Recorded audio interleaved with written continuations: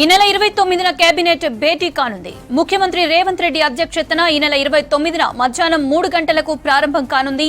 BC రిజర్వేషన్ల విషయంపై ప్రధానంగా చర్చించనున్నట్లు తెలుస్తోంది. కేబినెట్ కు సబ్ కమిటీ నివేదిక ఇవ్వనుంది. ఇప్పటికే రిజర్వేషన్ల విషయంలో న్యాయపరమైన చిక్కులు రాకుండా న్యాయ నిపుణుల సలహాలు తీసుకుంది సబ్ కమిటీ.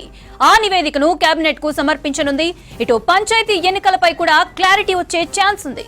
రైట్, మరింత సమాచారం సెక్రటేరియట్ నుంచి యాదగిరి అందిస్తారు. యాదగిరి, కేబినెట్ భేటీకి సంబంధించిన అప్డేట్స్ ఏంటి? మౌనిత, ఈ నెల 29న మధ్యాహ్నం 3 గంటలకు సెక్రటేరియట్ లో కేబినెట్ సమావేశం జరగనుంది. అయితే ఈ కేబినెట్ సమావేశం 29న నిర్వహించే కేబినెట్ సమావేశంలో చాలా కీలకమైనటువంటి నిర్ణయాలు తీసుకునే అవకాశం అయితే కనపడుతున్నాయి. ఎందుకంటే ఇప్పటికే ఈ స్థానిక సంస్థల ఎన్నికలకు సంబంధించిన దాంట్లో బీసీలకు 42% రిజర్వేషన్లు ఇవ్వాలి, 42% రిజర్వేషన్ ఎన్నికలకు పోవాలని చెప్పేసి ప్రభుత్వం భావిస్తుంది. దానికి సంబంధించి ఇప్పటికే అసెంబ్లీలో ప్రత్యేకంగా దాన్ని బిల్లును ఆమోదం పొంది బిల్లు పాస్ చేసిన తర్వాత రాష్ట్రపతికి ప్రస్తుతం రాజ్భవన్ నుంచి అది రాష్ట్రపతికి వెళ్ళింది. దాదాపు 5 నెలల నుంచి ఈ బీసీలకు సంబంధించినటువంటి 2 బిల్లులు కూడా ప్రస్తుతం రాష్ట్రపతి దగ్గర పెండింగ్ లో ఉన్నాయి. దాంతో పాటు 2018లో తీసుకొచ్చినటువంటి పంచాయతీరాజ్ చట్టం ఏదైతే ఉందో దాన్ని సవరణ చేస్తూ ప్రత్యేకంగా ఆర్డినెన్స్ కూడా తీసుకొచ్చింది. సో ఈ ఆర్డినెన్స్ కూడా ప్రస్తుతం రాష్ట్రపతి దగ్గరనే నెల రోజులుగా పెండింగ్ లో ఉన్నది.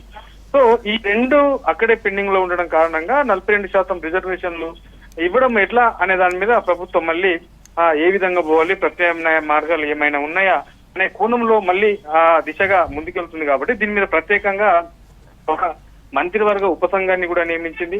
మంత్రివర్గ ఉపసంఘం మొన్న హైదరాబాద్ లో భేటీ అయ్యి ప్రజెంట్ నిన్న ఢిల్లీలో కూడా న్యాయ నిపుణుల సలహాలు ఇస్తున్నారు. మరి 42% రిజర్వేషన్లకు సంబంధించిన దాంట్లో ఎట్లా ముందుకెళ్తే బాగుంటుంది, ప్రత్యేకంగా జీవో తీసుకొచ్చి వెళ్ళడం సాధ్యమవుతుందా కాదా, ఒకవేళ అది సాధ్యం కాకపోతే ఇంకా ఎట్లా వెళ్తే బాగుంటుంది అనే దాని మీద నిన్న న్యాయ నిపుణులతో ఈ ఉపసంఘం సంబంధించినటువంటి మంత్రులు నిన్న కలిశారు, వాళ్ళతో సమావేశమయ్యారు.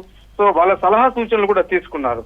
సో వీళ్ళు మళ్ళీ హైదరాబాద్ వచ్చిన తర్వాత ఎల్లుండి అంటే ఈ నెల 27న ప్రభుత్వానికి న్యాయ నిపుణులు ఏం చెప్పారు, స్థానిక సంస్థల విషయంలో ఈ 42% రిజర్వేషన్లకు సంబంధించిన దాంట్లో ఎట్లా ముందుకెళ్తే బాగుంటుంది, ఇట్లా ఓవరాల్ గా దీని మీద ప్రత్యేకంగా ఒక రిపోర్ట్ తయారు చేసి ఆ రిపోర్ట్ ను 27న ప్రభుత్వానికి ఇస్తే 29న ఆ రిపోర్ట్ మీద ప్రభుత్వం ఆ కేబినెట్ సమావేశంలో చర్చించి స్థానిక సంస్థలకు వెళ్ళడమా, ఎన్నికలకు వెళ్ళడమా, లేదంటే పార్టీల పరంగా ఈ రిజర్వేషన్లు ఇవ్వడమా, లేదా పాత పద్ధతిలో ముందుకెళ్లడమా, లేదంటే ఈ వాయిదా వేసుకోవడమా. హైకోర్టు ఏమో సెప్టెంబర్ 30 ఎన్నికలు నిర్వహించాలని చెప్పేసి హైకోర్టు చెప్పింది. మరి హైకోర్టు చెప్పిన సూచనల ప్రకారం ముందుకెళ్లాలంటే ఎట్లా ముందుకెళ్తే బాగుంటుంది, రిజర్వేషన్లు అమలు చేస్తూ వెళ్ళాలా, పార్టీల పరంగా ఇయ్యాలా, లేదంటే ఇంకా ఏం చేస్తే బాగుంటుంది అనే దాని మీద ఒక రిపోర్ట్ వస్తుంది. కాబట్టి ఆ రిపోర్ట్ మీద చర్చించి 29న ప్రభుత్వం దాని మీద ఒక స్పష్టతనిచ్చే అవకాశం అయితే కనబడుతున్నది. ఇక దీంతో పాటు ఈ నెల 30 నుంచి అసెంబ్లీ సమావేశాలు ఉంటాయనే ఒక చర్చ కూడా జరుగుతూ ఉన్నది. సో 29న జరిగే కేబినెట్ లో